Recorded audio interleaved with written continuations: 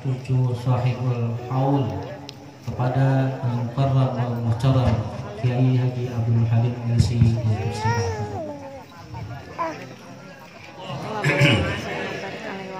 Assalamualaikum warahmatullahi wabarakatuh. Waalaikumsalam warahmatullahi wabarakatuh. Alhamdulillahilladzi qala ala inna awliya Allah la khawfun alaihim wa la hum yahzanun alladzina amanu wa kanu yattaqun lahumul busyra fil hayati dunya wa fil akhirah la tabdila li kalimatillah zalika huwal fawzul azim.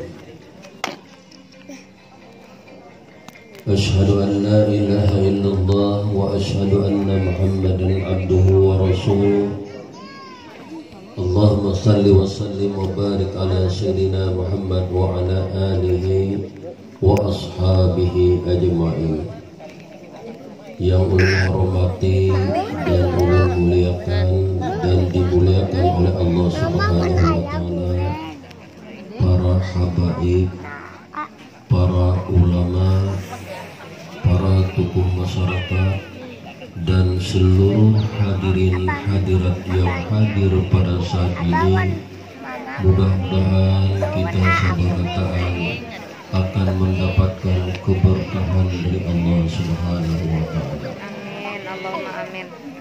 Pada malam hari ini ulun membacakan sedikit manaqib singkat, yaitu Kiai Haji Khalid bin Abdurrahman.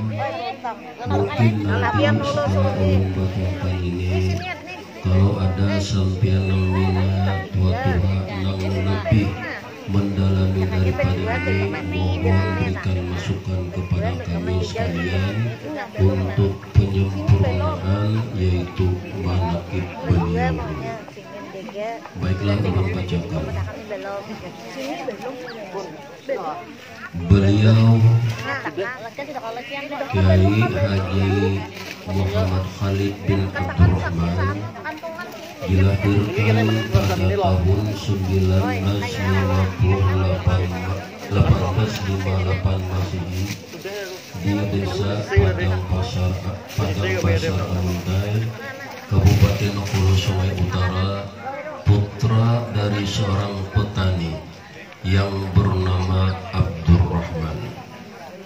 Sejak kecil beliau telah mempelajari Al-Quran dan ilmu pengetahuan yang berhubungan dengan agama Islam kepada orang-orang tua di kampung kelahiran beliau, yaitu Padang Pasar, khususnya dengan orang tua beliau sendiri. Karena pada masa itu di Padang Pasar dan umumnya juga di Amuntai belum ada guru-guru agama khusus untuk pengajian agama. Maka belum lagi berumur 15 tahun, beliau sudah merantau menuntut ilmu pengetahuan keluar daerah, yaitu ke negara Kandangan, yaitu Hulu Sungai Selatan. Karena keadaan kehidupan orang tua, beliau dalam keadaan miskin atau kada tapi baduit. Keberangkatan beliau tersebut hanya dibekali doa restu oleh kedua orang tua. Di negara beliau menumpang di rumah seorang penduduk sebagai pesuruh rumah tangga. Pada mulanya beliau di negara hanya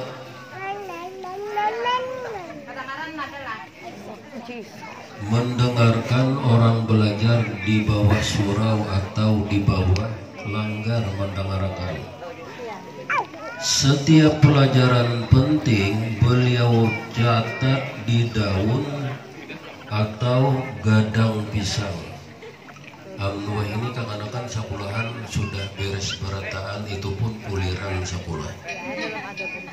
Nah, pada suatu hari Guru yang mengajar sedang memberikan pertanyaan kepada santri-santrinya. Dari sekian banyak santri, satu orang pun tidak ada menjawabnya. Dengan hati yang yakin serta mendapat petunjuk dari Allah Subhanahu wa Ta'ala, maka dicobalah beliau untuk naik ke dalam surau dengan lebih dahulu memberikan tanda kepada orang yang sedang belajar di dalam.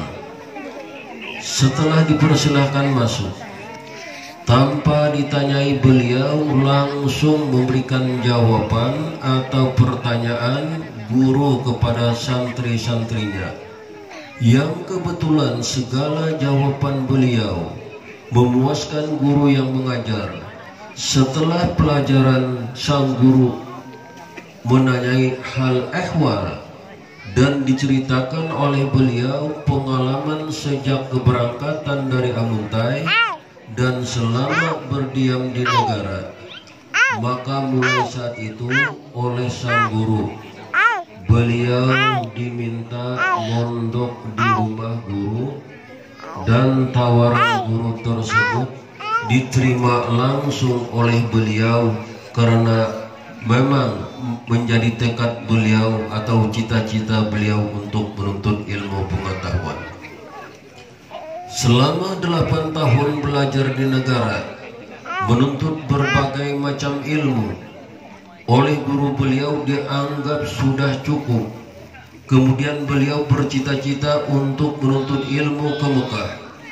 Sebelum berangkat ke Mekah, beliau memberikan pelajaran agama dan berdakwah kepada masyarakat Padang Basar dan sekitarnya hampir 2 tahun lamanya, sehingga dapat mengumpulkan uang cukup untuk melanjutkan pengembaraannya menuntut ilmu ke Mekah, yaitu dalam usia 26 tahun. Sebelum berangkat beliau datang ke negara, beliau datang ke negara menemui guru-guru beliau untuk mohon doa dan restu.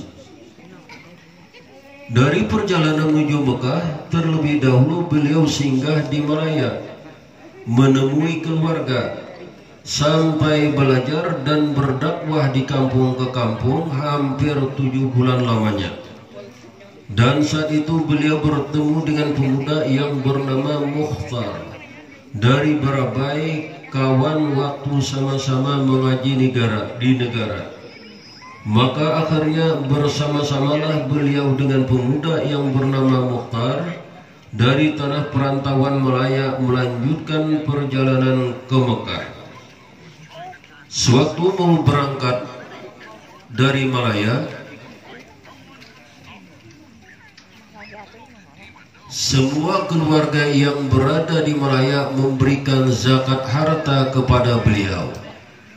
Kawan-kawan beliau belajar di Mekah dari tanah air pada saat itu, di samping Haji Mukhtar dari Barabai yang sama-sama berangkat dari Malaya, juga Haji Kasful Anwar dari kampung Malaya Martapura, pendiri Darussalam Martapura, Haji Ahmad Desa Sungai Banar Amuntai, dan Haji Abdullah Siddiq yang kini bermakam di Kubah Taniran Kandangan.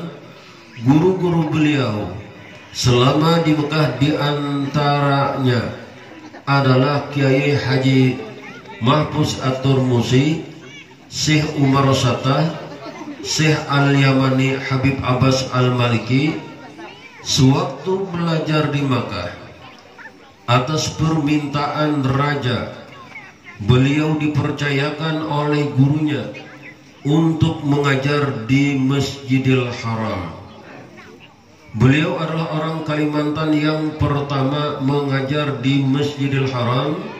Selama mengajar di Mekah, di antara murid beliau yang dapat dicatat adalah Haji Arsad Pulau Pinang, yaitu ini Sumatera, bukan Pulau Pinang kita di Amuntai di Banjar lah. Haji Ahmad Arab Pulau Pinang, dan Haji Abdul Hamid Sungai Banar Amuntai. Pada tahun 1909 beliau pulang kembali ke tanah air, dan sejak itulah mulai mengabdikan diri kepada bangsa dan negara. Setibanya di tanah air, beliau dikawinkan dengan seorang perempuan janda yang bernama Intan bin Mayakub, orang kampung Tangga Ulin. Pada mulanya beliau membuka pengajian di rumah mertua. Lama-kelamaan jumlah santri yang datang tampak banyak sehingga tidak tertampung lagi. Akhirnya beliau membangun sebuah rumah di Tangga Ulin, juga untuk dapat menampung santri yang cukup banyak, dengan ukuran 8 kali 40 meter di atas tanah hadiah dari Bapak Haji Matamin. Dari berbagai daerah di Kalimantan, para santri berdatangan di rumah beliau. Sebagian para santri berasal dari tempat yang jauh, memunduk di rumah penduduk, sedangkan santri-santri yang berada di sekitar Amuntai pulang pergi naik sepeda dengan membawa tas kulit yang setiap harinya mendatangi rumah beliau, sehingga ada istilah pada waktu itu, yaitu barisan tas kulit.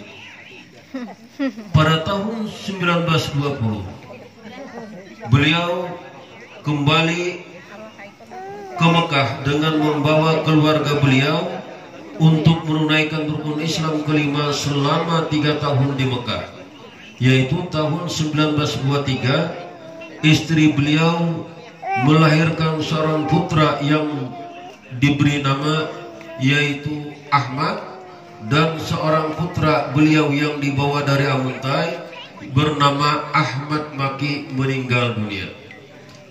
Situasi di Mekah pada saat itu dalam keadaan tidak aman karena Raja Syarif Husin yang ahlu sunnah wal jamaah digulingkan oleh Ibnu Su'ud yang Wahabi. Karena beliau terlibat dalam penyebaran paham ahlu sunnah wal jamaah, tentunya merasa tidak aman, sehingga pada tahun 1925 beliau bersama keluarga melarikan diri ke Baitul Maqdis dan negeri Syam hingga pulang ke tanah air. Pada tahun 1932, selama 4 tahun beliau sekeluarga merantau ke Sumatera, Batu Pahat, Pulau Pinang dan Malaya, memberikan pengajian agama di sana atas undangan murid-murid beliau yang pernah belajar dengan beliau selama di Mekah, dan pernah pula memberikan pelajaran di Istana Raja Perak. Sedang di Tunggal, Sumatera, beliau sempat dibangunkan rumah oleh murid-murid beliau. Selama 2 tahun beliau memberikan pelajaran agama di pedalaman Samarinda atas undangan Raja Kutai. Secara langsung beliau tidak pernah memberikan pengajian agama di madrasah maupun pesantren. Namun murid-murid beliau banyak yang diperbantukan untuk memberikan pelajaran di madrasah atau pesantren seperti Arabic School Amuntai, sekarang dinamakan Normal Islam, di Darussalam Martapura, dan di Kuliatul Atas Al-Zuhur. Santri-santri yang pernah belajar dengan beliau yang dapat dicatat antara lain Haji Dahlan Padang Pasar, Haji As'ari Sulaiman yang kemudian menjadi menantu beliau, Haji Ismail, Haji Hasan, Haji Mastur Jahri, MA, dan Haji Basran yang kemudian menjadi besan beliau mertua putra beliau, yaitu Haji Hamdan Khalid, Haji Muhammad Imran, Haji Abdul Malik, Haji Ardi, Haji Muhammad Janawi, Haji Basrah, Haji Basri, Haji Ahmad Nagara, Haji Busra, Haji Jawawi, Haji Mansur, Haji Idam Khalid yang kini menjadi orang penting, tapi beliau sudah almarhum juga.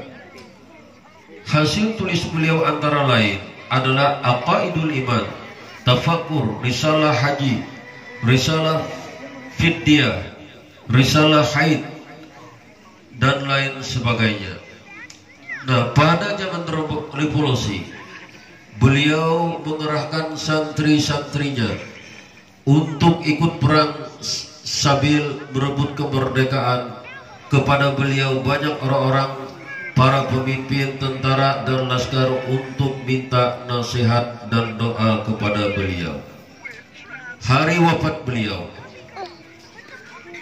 Kiai Haji Muhammad Khalid, seorang ulama, wafat pada hari Sabtu jam 14.15 siang tanggal 12 Zulkaidah 1382 Hijriah atau 6 April 1963. Dimakamkan di belakang rumah beliau sendiri, Tangga Ulin.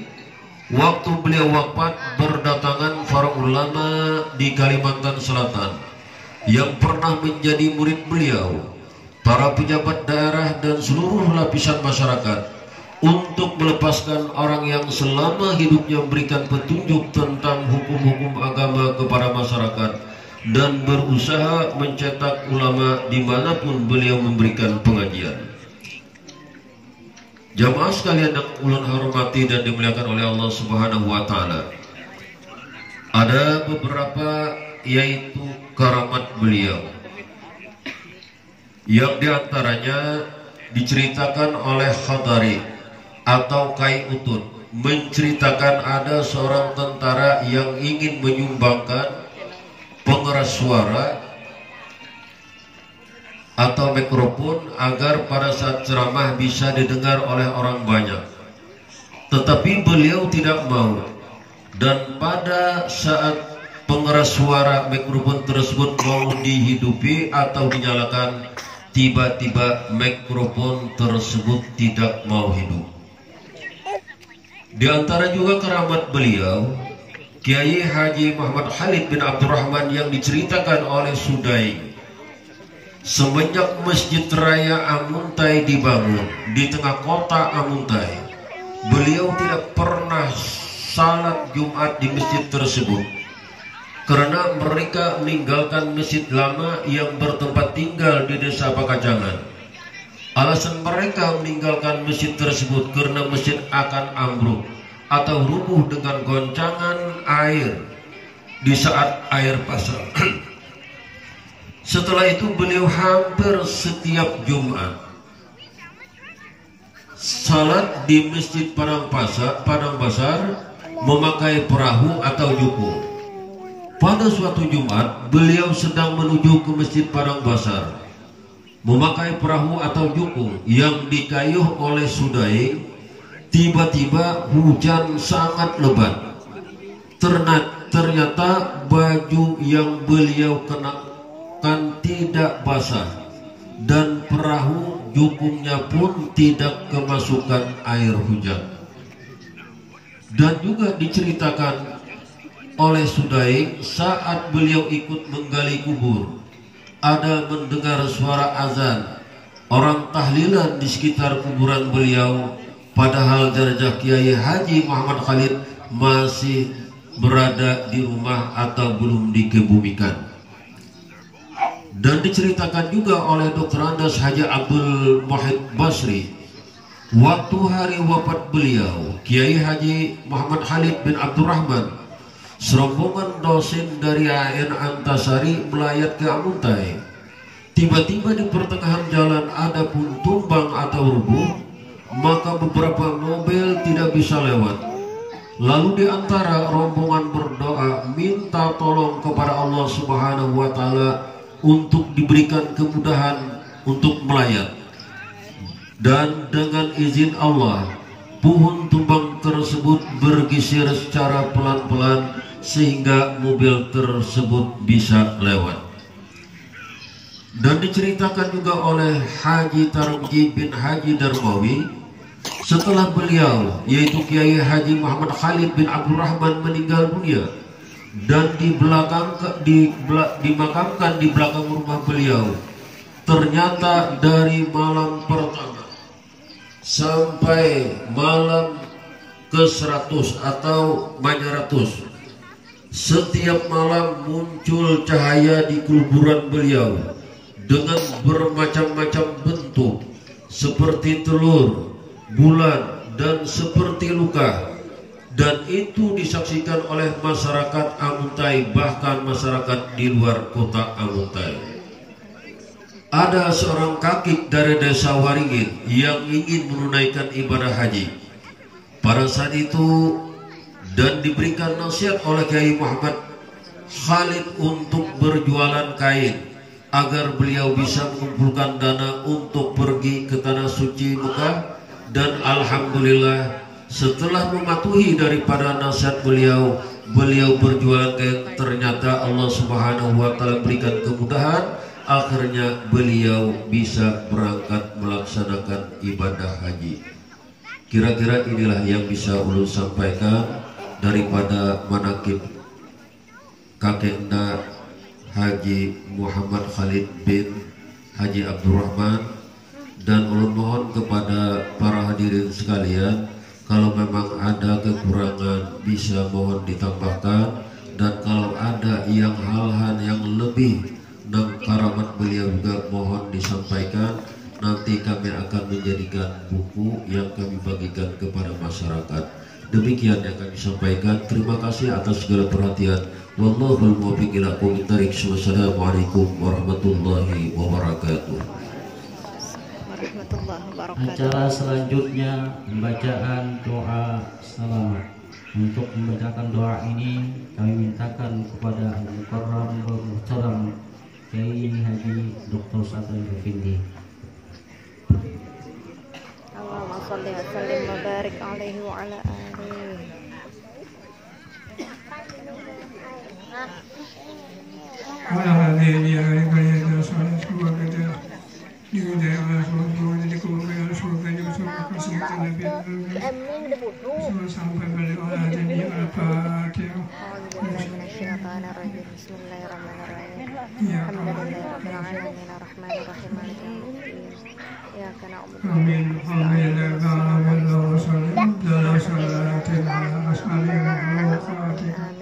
Sayyidina Muhammadin wa ala alihi wa sahbihi adada ma'lumati wa bidana kalimati kulla malika kajaki wa namalika amin as'aluka ala ridhan wa jannah ala sifatikum wa minaka ampunika wa ampafu wa alayaka amin al-hibbul nabiyya sa'adu wa bakau wa usmana wa ja'ala ma'hum bihujjana iya wa ilam na'ma bismi amalika وجعلنا معهم برحمتك اللهم كن لنا سبيسا ونسأل رضاك وجعلنا لرزق يا ربي بالمصطفى بلغ مقاصد واغفر لنا ما مضى يا واسع الكرم يا ربي بالمصطفى بلغ مقاصدنا واغفر لنا ما مضى يا واسع الكرم يا ربي بالمصطفى بلغ